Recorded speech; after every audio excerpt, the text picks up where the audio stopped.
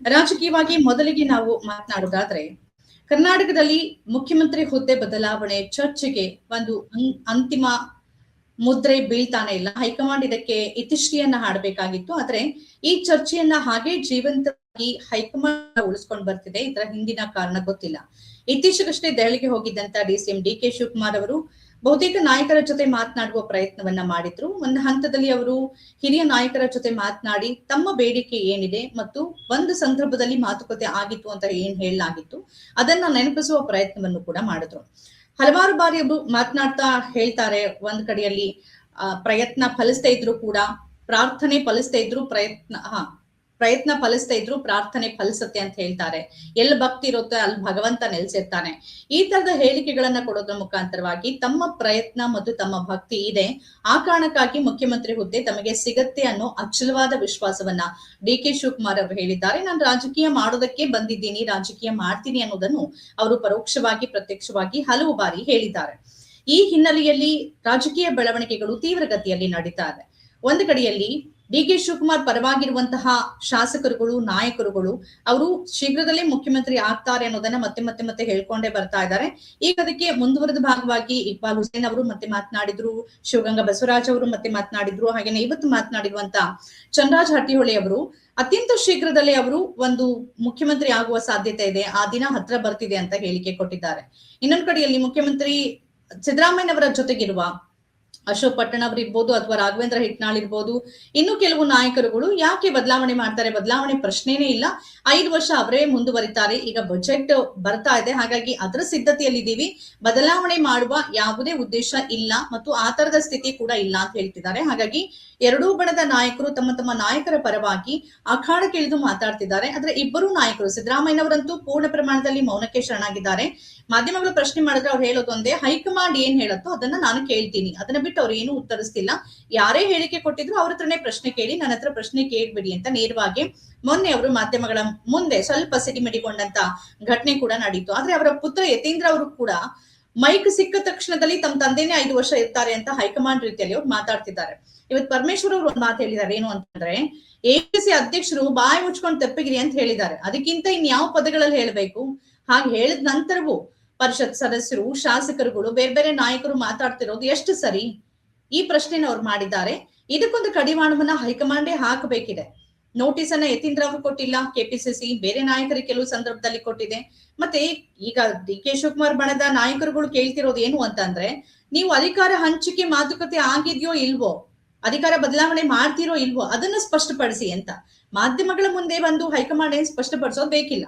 ಒಂದು ಶಾಸಕಾಂಗ ಸಭೆಯನ್ನ ಕರೆದು ಅಥವಾ ಎಲ್ಲ ನಾಯಕರ ಸಭೆಯನ್ನ ಕರೆದು ಅಲ್ಲಿ ಹೈಕಮಾಂಡ್ ಇಲ್ಲ, ಈ ಸಂದರ್ಭದಲ್ಲಿ ಬದಲಾವಣೆ ಮಾಡ್ತೀವಿ ಅಥವಾ ಬದಲಾವಣೆ ಮಾಡೋದಿಲ್ಲ, ಯಾಕೆ ಬದಲಾವಣೆ ಮಾಡೋದಿಲ್ಲ, ಯಾಕೆ ಬದಲಾವಣೆ ಮಾಡ್ತೀವಿ, ಇಷ್ಟನ್ನ ಒಂದು ಸ್ಪಷ್ಟತೆಯನ್ನ ಅವರ ಪಕ್ಷದ ಶಾಸಕರಿಗೆ ಮತ್ತು ನಾಯಕರಿಗೆ ಕೊಟ್ಟರು ಸಾಕಾಗತ್ತೆ. ಆದ್ರೆ ಹೈಕಮಾಂಡ್ ಇದ್ಯಾವುದಕ್ಕೂ ಸಿದ್ಧವಾಗಿಲ್ಲ.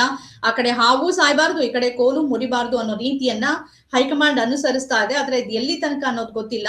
ಪದೇ ಒತ್ತಡದ ತಂತ್ರವನ್ನ ಮಾಡ್ತಾ ಇದ್ದಾರೆ ಡಿ.ಕೆ. ಶಿವಕುಮಾರ್ ಮತ್ತು ಅವರ ಬಣದವರು. ಆದ್ರೆ ಇದು ಎಲ್ಲಿ ತನಕ ಈ ತಾಳ್ಮೆ ಮುಂದುವರಿಯತ್ತೆ ಅಥವಾ ಬೇರೆ ನಿರ್ಧಾರವನ್ನು ತೆಗೆದುಕೊಳ್ತಾರ, ಇದ್ಯಾವುದಕ್ಕೂ ಇದೇ ಆಗತ್ತೆ ಅಂತ ರಾಜಕೀಯದಲ್ಲಿ ಹೇಳೋದಕ್ಕೆ ಆಗೋದಿಲ್ಲ, ಅಥವಾ ಹೀಗಾಗೋದಿಲ್ಲ ಅಂತ ಕೂಡ ನಾವ್ ಹೇಳೋದಕ್ಕೆ ಆಗೋದಿಲ್ಲ. ಯಾವ ಸಂದರ್ಭದಲ್ಲಿ ಏನ್ ಬದಲಾವಣೆ ಬೇಕಾದ್ರೂ ಕೂಡ ಆಗ್ಬೋದು. ಸ್ಥಳೀಯ ಸಂಸ್ಥೆ ಚುನಾವಣೆಗಳು ಹತ್ರದಲ್ಲೇ ಇರುವ ಸಂದರ್ಭದಲ್ಲಿ ನಾಯಕತ್ವದ ಬಿಕ್ಕಟ್ಟು ಈ ರೀತಿಯಾಗಿ ಮುಂದುವರೆದ್ರೆ ಒಂದು ಸ್ಥಿರ ಸರ್ಕಾರವನ್ನ ನೀಡೋದಕ್ಕೆ ಅಥವಾ ಒಂದು ಸ್ಥಳೀಯ ಮಟ್ಟದಲ್ಲಿ ಚುನಾವಣೆಯನ್ನು ಎದುರಿಸೋದಕ್ಕೆ ಪಕ್ಷಕ್ಕೆ ಮತ್ತು ನಾಯಕತ್ವಕ್ಕೆ ಒಂದು ಶಕ್ತಿ ಎಲ್ಲಿಂದ ಬರುತ್ತೆ? ಈ ಶಕ್ತಿ ಬರಬೇಕು ಅಂತಂದ್ರೆ ಹೈಕಮಾಂಡ್ ಕಡೆಯಿಂದ ಒಂದು ಸ್ಪಷ್ಟ ಸೂಚನೆ ಬರಬೇಕು. ಆ ಸೂಚನೆಯನ್ನ ಕೊಡದ ಹೊರತು ಈ ಹಗ್ಗ ಜಗ್ಗಾಟ, ಈ ಗುದ್ದಾಟ ಮತ್ತು ಈ ಅತಂತ್ರ ಸ್ಥಿತಿ ಹಾಗೆ ಮುಂದುವರಿಯುತ್ತೆ. ಆ ಅತಂತ್ರ ಸ್ಥಿತಿಯನ್ನ ಮುಂದುವರಿಸಿಕೊಂಡೇ ಹೋಗಬೇಕು ಅನ್ನೋ ಒಂದು ಉಮೇದು ಬಹುಶಃ ಹೈಕಮಾಂಡ್ಗಿದೆ ಅಂತ ಅನ್ಸುತ್ತೆ. ಇಲ್ಲ ಅಂತಂದ್ರೆ ಇಷ್ಟೊತ್ತಿಗೆ ಅದಕ್ಕೊಂದು ಏನಾದ್ರೂ ಒಂದು ತೀರ್ಮಾನವನ್ನ ಮಾಡ್ತಿತ್ತು, ಇಲ್ಲ ಮಾತುಕತೆ ಆಗಿದೆ ಅಂತಾನೋ ಅಥವಾ ಇಲ್ಲ ಮಾತುಕತೆ ಆಗಿಲ್ಲ ಅಂತಾನೋ ಒಂದೊಂದೇ ವಿಚಾರವನ್ನ ರಿವೀಲ್ ಮಾಡ್ತಾ ಬರ್ತಾ ಇದ್ದಾರೆ ಡಿ.ಕೆ. ಶಿವಕುಮಾರ್ ಅವರು. ಹೌದು, ಒಂದಷ್ಟು ಜನರ ನಡುವೆ ಹೈಕಮಾಂಡ್ ಮತ್ತು ನಾನು ಸಿದ್ದರಾಮಯ್ಯ ನಡುವೆ ಮಾತುಕತೆ ಆಗಿದ್ ನಿಜ, ನಾವು ಕದ್ದು ಮುಚ್ಚಿ ಮಾತಾಡಿಲ್ಲ, ವರಿಷ್ಠ ಎದುರಿಗೇನೆ ಮಾತಾಡಿದ್ವಿ ಅಂತ ಹೀಗೆ ಮುಖಾಂತರವಾಗಿ ಮಾತುಕತೆ, ಅಧಿಕಾರ ಹಂಚಿಕೆ ಮಾತುಕತೆ ಆಗಿತ್ತು ಅನ್ನೋ ಒಂದು ಸ್ಪಷ್ಟತೆಯನ್ನ ಅವರು ನಿಧಾನಕ್ಕೆ ಕೊಡ್ತಾ ಹೋಗ್ತಿದ್ದಾರೆ. ಇಲ್ಲಿ ತನಕ ಅದನ್ನ ಮಾಡಿರ್ಲಿಲ್ಲ, ಆದ್ರೆ ಈಗ ಅವ್ರು ಮಾಡ್ತಾ ಹೋಗ್ತಿದ್ದಾರೆ. ಯಾಕೆಂದ್ರೆ ಅಧಿಕಾರ ಹಂಚಿಕೆಯ ಮಾತುಕತೆ ಇದ್ದಿದ್ದೆ 2.5 ವರ್ಷಕ್ಕೆ. 2.5 ವರ್ಷ ಆಗೀಗ 1000 ದಿನಗಳನ್ನ ಇವತ್ತು ಪೂರೈಸಿದೆ. ಈ ಸಂದರ್ಭದಲ್ಲಿ ನನಗೆ ಹುದ್ದೆ ಸಿಗಲಿಲ್ಲ ಅಂತಂದ್ರೆ ಮುಂದೇನು ಅನ್ನೋ ಪ್ರಶ್ನೆ ಅವರ ಮುಂದೇನೂ ಇದೆ. ಪಕ್ಷಕ್ಕಾಗಿ ನಾನು ದುಡಿದಿದ್ದೀನಿ ಅಂತ ಹಾಗಂತ ಅವರು ಅದನ್ನ ನೇರವಾಗಿ ಒತ್ತಡ ಹಾಕಿ ಕೇಳೋ ಪರಿಸ್ಥಿತಿಯಲ್ಲೂ ಇಲ್ಲ. ಯಾಕೆಂದ್ರೆ ರಾಜ್ಯದಲ್ಲಿ ಸಿದ್ದರಾಮಯ್ಯನವರಿಗಿರುವಂತ ಜನರ ಬೆಂಬಲ, ಅದಕ್ಕಿಂತ ಹೆಚ್ಚಾಗಿ ಪಕ್ಷದೊಳಗಿರುವ ಶಾಸಕರ ಬೆಂಬಲದ ಬಲ ಕೂಡ ಡಿ ಕೆ ಶಿವಕುಮಾರ್ ಅವರಿಗೆ ಗೊತ್ತು. ಹಾಗಾಗಿ ಅವ್ರು ನೆಚ್ಕೊಂಡಿರೋದು ಹೈಕಮಾಂಡ್ ಅನ್ನ. ಹೈಕಮಾಂಡ್ ನ ಎಲ್ಲ ಸಂದರ್ಭದಲ್ಲೂ ಅವರು ಹೈಕಮಾಂಡ್ ಜೊತೆಗೆ ನಿಂತಿದ್ದಾರೆ, ಪಕ್ಷದ ಜೊತೆಗೆ ನಿಂತಿದ್ದಾರೆ. ಹಾಗಾಗಿ ತನಗೆ ಹುದ್ದೆ ಕೊಡಿ ಅಂತ.